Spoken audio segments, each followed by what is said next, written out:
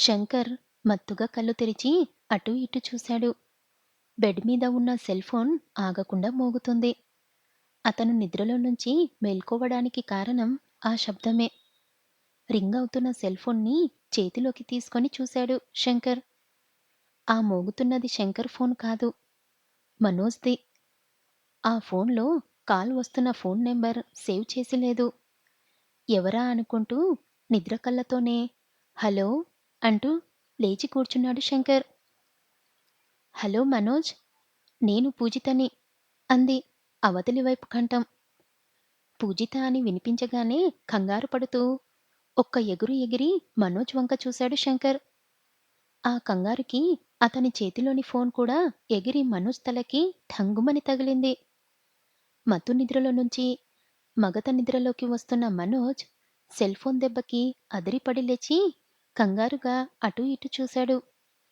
అతని ఒళ్ళో పడిన సెల్ ఫోన్ని చూపిస్తూ పూజిత, పూజిత ఫోన్ రా, లైన్‌లో ఉంది అని సీక్రెట్‌లాగా సైగ చేస్తూ మెల్లగా అరిచి చెప్పాడు శంకర్.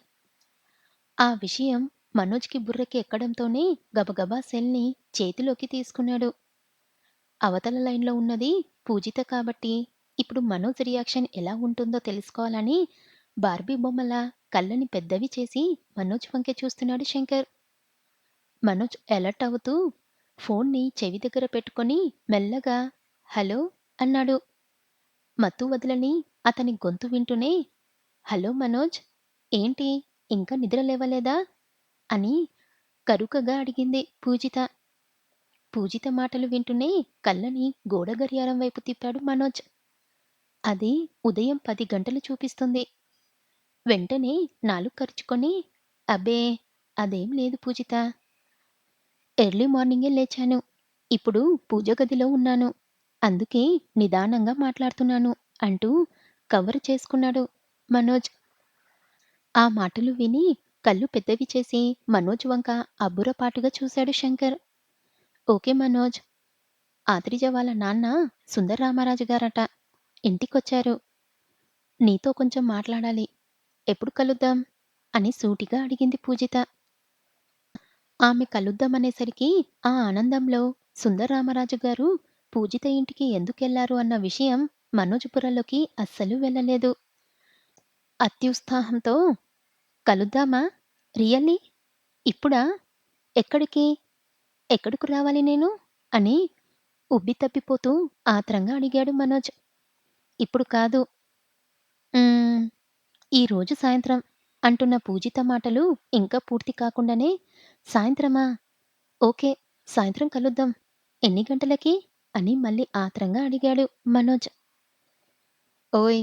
కలుద్దామనగానే ఓ ఎందుకంత కంగారు పడిపోతావ్? ఆలోచించుకొని మళ్ళీ ఫోన్ చేస్తాను. బాయ్ అని ఫోన్ కట్ చేసింది పూజిత. టైము, ప్లేసు చెప్పకుండా పూజిత మళ్ళీ ఫోన్ చేసి చెప్తాను అనడంతో గాలి మొత్తం తీసేసిన బెలూన్‌లా వేలాడుతూ మంచంపై వాలిపోయాడు మనోజ్. అంతలోనే తాను ఫోన్ నంబర్ ఇవ్వకపోయినా తన నంబర్ తెలుసుకొని పూజితే స్వయంగా ఫోన్ చేసి మాట్లాడింది అనుకోగానే మనోజ్‌లో ఆనందం వెల్లువై పొంగింది. అతను పొంగి పొర్లుతూ మంచం మీద దొర్లుతూ తనలో తానే పిచ్చి పిచ్చిగా నవ్వుకుంటున్నాడు. మనోజ్ ప్రతి కదలికని రెప్పవాల్చక చూస్తూనే ఉన్నాడు శంకర్. అతని ఆలోచనలు మనోజ్, పూజితల చుట్టూనే తిరుగుతున్నాయి. 10 రోజుల క్రితం పరిచయమైన అమ్మాయి పెద్ద చనువు లేకపోయినా ఆమె మాట్లాడే ప్రతి మాటకి మనోజ్ మెలికలు తిరిగిపోవడం చూసి ఆశ్చర్యపోయాడు. ఇప్పుడే వీణ్ణి ఇంత ఆడిస్తుంది. ఇక వీడు కోరుకున్నట్టు ఆమెతో పెళ్ళైతే అని మనసులోనే రకరకాలుగా ఊహించుకున్నాడు శంకర్. అంతే, తమ్ముడి ప్రేమ వ్యవహారం గురించి బామ్మతో చెప్పి ఈ గోరంత విషయాన్ని గొడ్డలిలాంటి పతకంలో నరికివెయ్యాలని గట్టిగా నిశ్చయించుకున్నాడు. వెంటనే దాని పని చూడాలన్నట్టు వీరవేషంతో ఉన్నపాటుగా లేచాడు శంకర్. పూజిత మాటలు ఇచ్చిన కిక్‌లో నుంచి ఇంకా బయటకు రాని మనోజ్‌కి అతని అన్నయ్య శంకర్ ఆలోచనలు ఏ కోశానా తెలియలేదు. వాటిని గ్రహించే స్థితిలో కూడా లేడతను. శంకర్ టూత్ బ్రష్‌తో గబగబా 4 పళ్ళు రుద్దుకొని 4 మగ్గుల నీళ్లు నెత్తిన పోసుకొని, ఆ విప్పిన బట్టలే మళ్ళీ వేసుకొని, కారు తాళాలు తీసుకొని హోటల్లో నుంచి గబగబా బయటకు నడిచాడు. పూజిత ఊహల్లో నిండా మునిగి ఈ లోకంలో స్పృహ లేనట్టున్న మనోజ్ సాయంత్రం వరకు అక్కడ పడేసిన గొంగలిలా ఆ ఉన్న చోటనే కూర్చుంటున్నాడని శంకర్కి తెలుసు. పొద్దున 7:30కు రావాల్సిన గంగా కావేరి ఎక్స్‌ప్రెస్ 2 గంటలు ఆలస్యమై 10:30కు విజయవాడకు చేరుకుంది. డి1 కోచ్ దగ్గర ఎదురు చూస్తున్న సుధీర్ తండ్రి భాస్కర్‌రావు ట్రైన్‌లో నుంచి దిగడం చూడగానే ఎదురెళ్లి లగేజ్ అందుకున్నాడు. ఆయన ఒళ్లంతా హూనమైంది.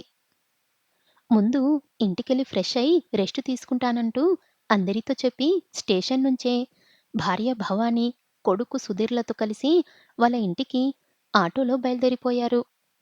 భాస్కర్‌రావు చెల్లెలు కూడా భర్తతో వేరే ఆటోలో వెళ్ళిపోయింది. ఉదయం 11 గంటలవుతుండగా స్టేషన్ నుంచి రాఘవ ఒక్కడే ఇంటికి వచ్చాడు. తండ్రిని గుమ్మంలో చూడడంతోనే ఎదురెళ్ళి హత్తుకొని తాను తయారు చేసిన గ్రీటింగ్ కార్డ్‌ని ఆయన చేతిలో పెట్టింది పూజిత. ఐ మిస్ యూ నాన్నా అనున్న ఆ కార్డులోని వాక్యాల్ని చదువుతుంటే రాఘవ గుండె పితృవాత్సల్యంతో నిండిపోయింది. ఒక చేత్తో రాఘవ బ్యాగ్ తీసుకొని మరో చేత్తో తండ్రి చేతిని పట్టుకొని లోపలకు నడిచింది పూజిత. కాశీ ఎలా ఉంది? చుట్టుపక్కల అన్నీ బాగా చూశారా? అంటూ కుశల ప్రశ్నలు అడిగిందామె. కూతురికి జవాబులిచ్చి ఫ్రెష్ అవ్వడానికి తన గది వైపు వెళ్ళాడు రాఘవ. ఆయన స్నానం చేసి వచ్చి కుర్చీలో కూర్చున్నాడు. పూజిత కూడా ఆయన పక్కన కూర్చుంది. మనోజ్ విషయాన్ని తండ్రితో చెప్పాలా వద్దా అని తర్జన భర్జన పడుతుంది పూజిత మనసు. ఏంట్రా పూజ, ఏదో ఆలోచిస్తున్నావ్? అని కూతుర్ని చూస్తూ అడిగాడు రాఘవ. ఏం లేదు నాన్నా అంది కాని ఆమె మనసులో చిన్న అపరాధ భావం. మనోజ్‌కి అనవసరంగా ఫోన్ చేసేశానా? నాన్నతో చెప్పిన తర్వాత చేసి ఉండాల్సిందేమో. అయినా నేనేం మనోజ్ ప్రేమని యాక్సెప్ట్ చెయ్యలేదు కదా అని అనుకుంటూ తన మనసుని తానే సరిపెట్టుకుంది పూజిత.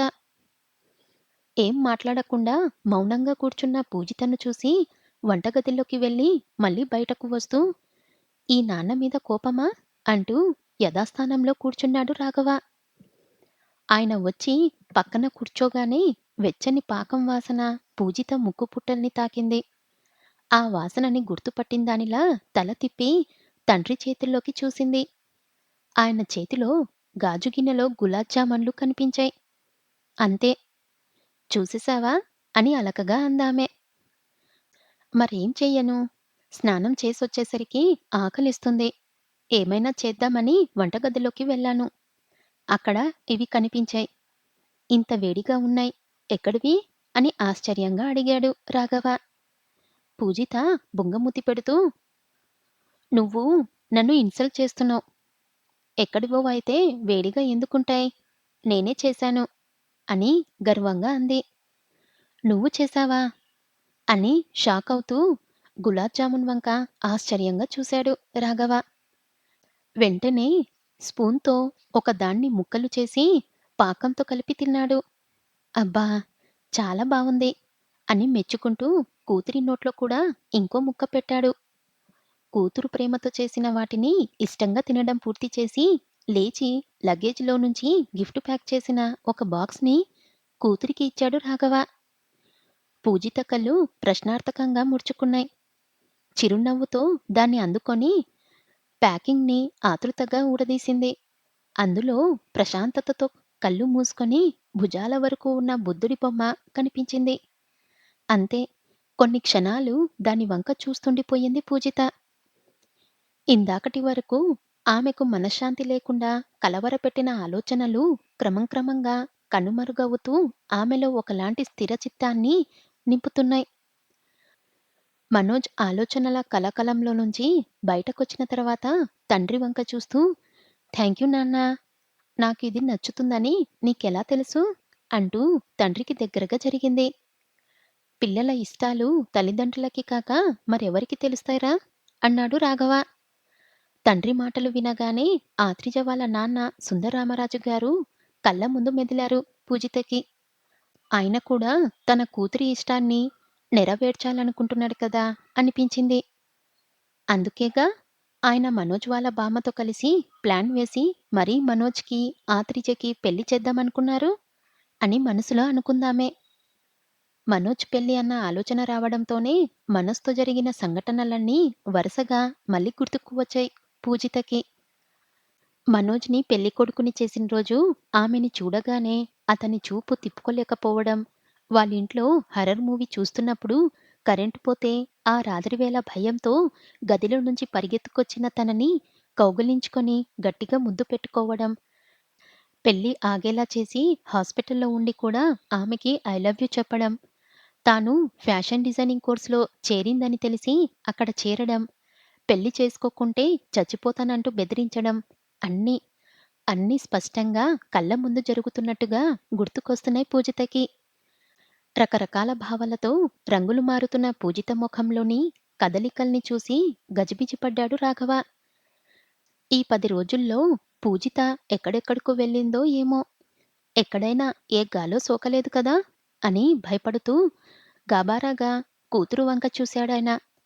ఆయన చూపుల్ని పట్టించుకోకుండా అనాలోచితంగా గులాబ్ జాముల్ని తింటూ ఆలోచితంగా సాయంత్రం మనోజ్ తనని కలవడానికి వస్తాడు. వచ్చాక అతనితో ఏం మాట్లాడాలి? ఏం చెప్పాలి? తన వెంట పడొద్దని చెప్పాలా?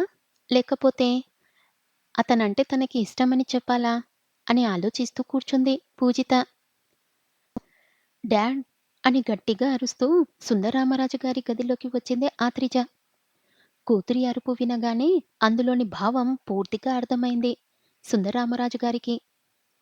చేతిలోని మందు గ్లాస్‌ని పక్కకు పెడుతూ కూతురు వంక చూశారాయన. ఏంటిది? నేనేం చెప్పాను? నువ్వేం చేస్తున్నావు? అని టీపాయ్ మీద ఉన్న సరంజామా వంక, తండ్రి వంక కోపంగా చూస్తూ అడిగింది ఆత్రిజ. ఏం లేదులేరా! ఏదో అని సర్ది చెప్పబోయారాయన. ఏదో సరదాగానా? అని నొసలు ముడిచి తండ్రి మాటల్ని పూరించిందామె. లేదురా! అంటూ ఇంకా ఏదో చెప్పబోయాడాయన. నేనేం చెప్పాను? నువ్వేం చేస్తున్నావు? దాన్ని ఇంటికెళ్ళి వార్నింగ్ ఇచ్చి రమ్మంటే ఇక్కడ కూర్చొని తాపీగా డ్రింక్ చేస్తున్నావా? అని కోపంగా అడిగింది. అదా! పూజిత దగ్గరకు వెళ్ళొచ్చాన్రా అంటున్న ఆయన మాట పూర్తి కాలేదింకా. వెళ్ళావా? మాట్లాడావా? ఏమంది? అని ఆతృతతో గబగబా అడిగింది ఆత్రిజ. పూజిత ఏం చెప్పిందో గుర్తు తెచ్చుకోవడానికి ప్రయత్నించారాయన. కానీ పూజిత ముఖం తప్ప ఆమెకి టీ, కాఫీలు పెట్టడం రాదని చెప్పిన విషయం తప్ప మరేమీ గుర్తు రావడం లేదు.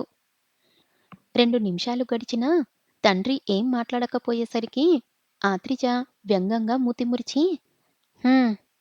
నీకు ఏదైనా కహాని చెప్పిందా అది?" అంటూ తండ్రి వంక సీరియస్‌గా చూసింది.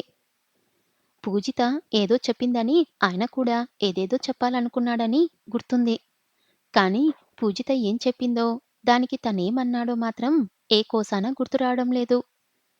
పూజిత కళ్ళని చూడగానే మెదడంతా ఖాళీ అయిపోవడం మాత్రమే తెలుస్తుంది. అందుకే బుర్ర గోక్కుంటూ, "అది కాదురా తల్లీ, పోనీ మళ్ళీ వెళ్ళొస్తానులే" అని సంజాయిషీగా చెప్పారు. ఆయన సంజాయిషీ వెనక పూజితని మళ్ళీ చూడొచ్చన్న ఆశ కూడా ఉంది. ఆత్రిజ ఆశ్చర్యంతో కనుబొమ్మలెత్తి, "మళ్ళీ వెళ్తావా? ఎందుకు? మళ్ళీ మళ్ళీ వెళ్ళడానికి అదేమైనా వీఐపీ ఇల్లా? నీకు మెమరీ లాస్ అయినట్టుంది డాడ్. ఒకసారి బ్రెయిన్ చెకప్‌కి వెళ్దాం" అని సీరియస్‌గా అంది. కూతురు ఎప్పుడు ఏం మాట్లాడినా, సరే నవ్వుతూ, నవ్విస్తూ, మాటకు మాట బదులు చెప్పే సుందరరామరాజు గారు మాటల్ని మర్చిపోయిన వాడిలా చూస్తుంటే ఆత్రిజకి చాలా ఆశ్చర్యం వేసింది. తండ్రి వంక చూసి, "సర్లే, దీని గురించి నువ్వేం టెన్షన్ పడకు. నేనే డీల్ చేసుకుంటానులే. మనం ముందు హాస్పిటల్‌కి వెళ్దాం" అంది ఆత్రిజ. వెంటనే సుందరరామరాజు గారు కంగారుగా, "వద్దురా" అన్నారు. "ఇంత వయసొచ్చినా చిన్నపిల్లలా ఇంజెక్షన్‌కి, టాబ్లెట్స్‌కి భయపడతావేంటి డాడ్? మనం ఈవినింగ్ హాస్పిటల్‌కెళ్తున్నామంతే" అని సీరియస్‌గా అంటూ ఆ గదిలో నుంచి వెళ్ళిపోయిందామె. తాను ఆత్రిజని పూజిత దగ్గరికి వెళ్ళొద్దు అంటే కూతురు దాన్ని హాస్పిటల్‌కి వెళ్ళొద్దన్నట్టుగా అనుకుందని అర్థమై దీర్ఘంగా నిట్టూర్చారు. ఆత్రిజ వెళ్ళిపోవడంతో ఒంటరిగా మిగిలిన ఆయనకి ఆ గదంతా శూన్యం పరుచుకున్నట్లనిపించింది. మనసు లోతుల్లో ఏదో దిగులు ఆవహిస్తుంటే పక్కన పెట్టిన గ్లాస్‌ని మళ్ళీ చేతిలోకి తీసుకున్నారాయన.